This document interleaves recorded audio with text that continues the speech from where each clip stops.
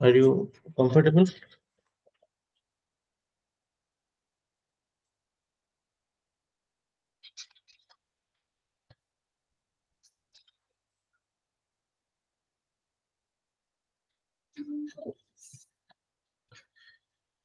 ঠিক আছে ন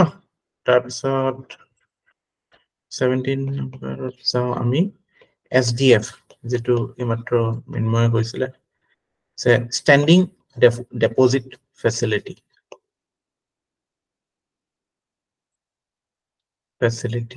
what is it so আগতে আমি কৈ আছিলো যে এবিলাকত মানে যদি RBI পৰা short term হেৰিয়ত লাগে then you have to pledge your securities then only RBI will give money but SDF to enekwa je here no government security is required but purpose is ulta sorry I missed it এটো reverse repo হইতে equal হয় reverse repo নিচিনাই হয় reverse repo নিচিনাই হয় but what is its use that banks can park money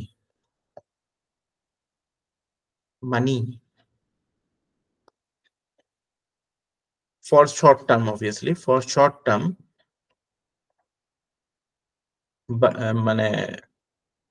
but without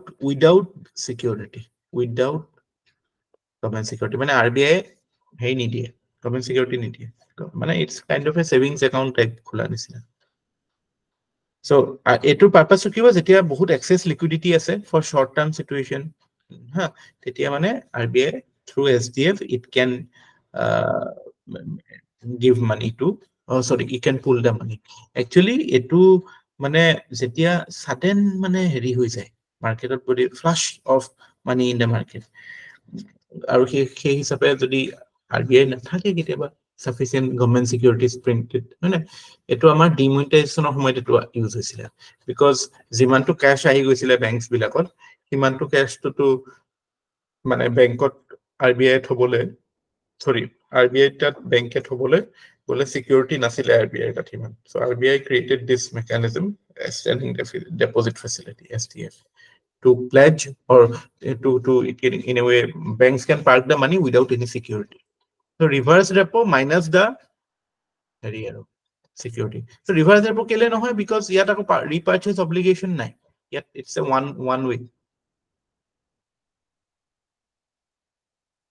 পইচাটো থৈছে আৰু এতিয়া ইমান ইউটিলিটি নাই বাট মানে you should understand যে এটো uncollateralized no collateral is required collateral মানে your whatever security you give কিবা এটা বন্ধকত দিয়াটো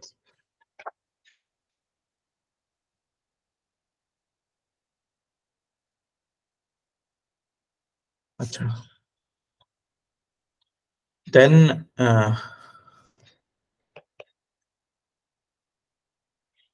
OMO মানে open market operations actually this is the most useful or most important and most flexible monetary policy tool for RBI ki hoy yate there is outright purchase and sale of government securities GSECs in open market open market মানে open market obviously মানে banks bilak ahibo pare financial institutions ahibo pare so it is মানে tat aru henukwa it's a clean sale jot মানে government securities besi pelai heri korise ba government security kini loise market ot heri kori ei bole so yet kono মানে it's a long মানে time heri to nai thate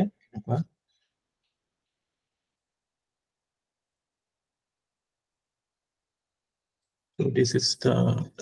monetary policy tool that is in one of the important monetary policy tools OMO open market operations buji paise no simply মানে outright purchase and sale of government securities the security tool hoise jitu bank RBI ase paisa lage RBI besi dise paisa anise case khon kintu LIF কেলে লাগে repo rate যেতিয়া short টাৰ্মৰ কাৰণে পটককে লগা হৈছে তেতিয়াতো হয়তো বায়াৰ্স পাব নাপাব ঠিক নাই ন এনেকুৱা সময়ত তেতিয়া সেইটো সময়ত মানে সেইটো নাপায়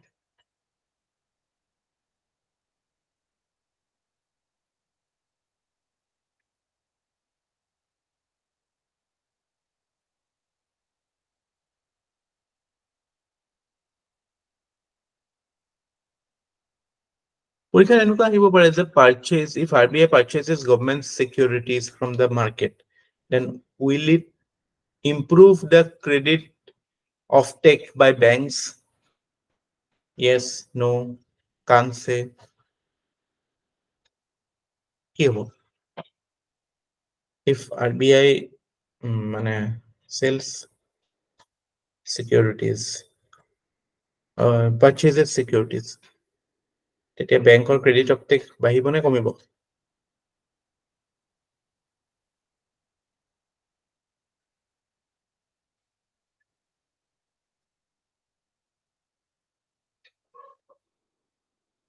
স্যাৰ কমিব লাগে স্যাৰ কমিব আকৌ কোৱেশ্চনটো কম if RBI purchases security in open market then it may lead to more credit offtake or less credit offtake by the banks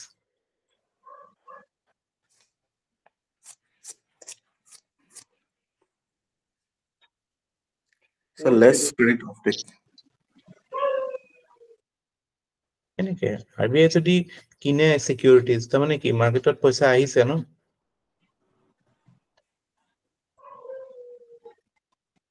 if RBI purchases securities then it means more money in the market no? So more money in the market মানে more credit offtake possibility of credit offtake is more no? RBI যদি বেচে security পইচা টানিছে তেতিয়াহে আমাৰ কমিব এই লিংকটো maintain মানে পইচা আছে মানে মাৰ্কেটত মানে ক্ৰেডিট অফটেক বেছি হ'ব স্যাৰ যেতিয়া বেংক এটাই গভৰ্ণমেণ্ট সিকিউৰিটি এটা দি পেলাই যেতিয়া পইচা লৈ আছে সেইটো এটা লাইবিলিটি হিচাপে নধৰিব সেই পইচাটো সি লোনো দিব লাগিব বেংকে নহয় বেংকে গভৰ্ণমেণ্ট সিকিউৰিটি দি পেলাই পইচা লৈ আছে মানে কি bank has liquid asset with it কি কৰিব সেইটো লাইবিলিটি বাঢ়িব এতিয়া বেংকে কি কৰিব সেইটো মোবিলাইজ কৰিব সেইটোৱে সেই পইচাটো বেংকে মোবিলাইজ কৰি সেইটোৰ পৰা ইনকাম কৰিব চাব ন It's like you want to start a business, you take a loan from somebody and you use it, na? Yeah. Sir, offtake মানে কি বুজাইছে স্যার মই অলপ কনফিউজ হৈছো ক্ৰেডিট অফটেক মানে কিমান ক্ৰেডিট দিয়ে এটোকে অফটেক বুলি কয় দিয়ে ন স্যাৰ কিমান ক্ৰেডিট দিয়ে মই স্যার উল্টাটোহে বুজি আছিলো টেক অফটেক মানে হেটো দিয়ে ওকে ঠিক আছে রাইট স্যার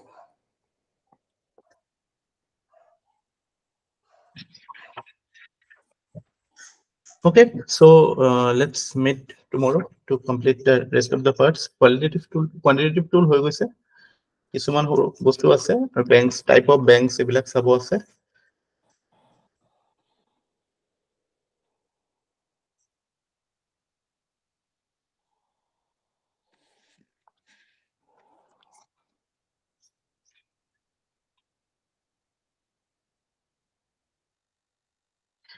এই লেন্ডাৰ অফ লাষ্ট ৰেজৰ্টৰ কোৱেশ্চনটো যে সুধিছিলে হেৰিয়ে পাছতিয়ে এটো মানে বেংকছৰ কাৰণেহে হয় হা এটো because it is a way of bailing banks out at the last moment hetor jetia insolvency problem ahe hetor assets liability mismatch hoy so what the bank do as a last resort they move to the banks RBI so eto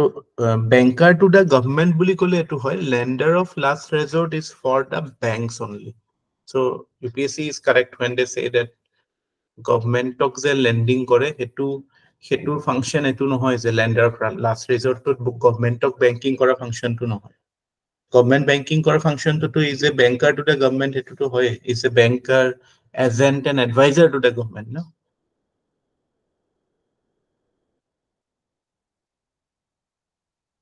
Yes, Saklen. I might be completely wrong, কিন্তু আমি এটো বস্তু এনেকে ভাবিব পাৰো নি যে lender of last resort to the banks only because banks or যিটো deficit হেতু fulfill কৰিবলৈ বেলেগ option নাই, but government-ৰ হাতত fiscal deficit to মানে finance কৰিবলৈ tax-ও বঢ়াব পাৰে।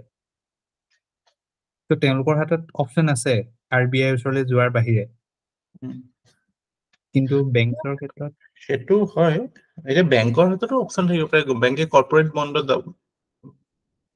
কৰ্পোৰেট সোৰ্সটো যাব পাৰে, বা bank can actually মানে issue certain bonds of itself, নিজেও বন্ড কিছুমান ৰিলিজ কৰিব পাৰে বা ফৰেন মাৰ্কেটতো যাব পাৰে, নাথিং ইজ ষ্টপিং দেম না, দে আৰ এ কৰ্পোৰেট এন্টিটি। ব্যাংকৰো অপশনস থাকে, কিন্তু ইয়াত লেন্ডাৰ অফ লাষ্ট ৰেজৰ্ট কথাটো যে কৈছে, এটো মানে ইট ইজ বিকজ মানে এইবিলাক ৰেপোৰেট সেপাৰেট যে আছে, সেইবিলাকৰ পৰা আমি গম পাওঁ যে এইটো লেন্ডাৰ অফ লাষ্ট ৰেজৰ্ট। ৰেপোৰেট কেতিয়া আনে, যেতিয়া মানে উপায় নাই, মিছমেচ হৈ গৈছে। ঠিক আছে, ওকে, থেংক ইউ।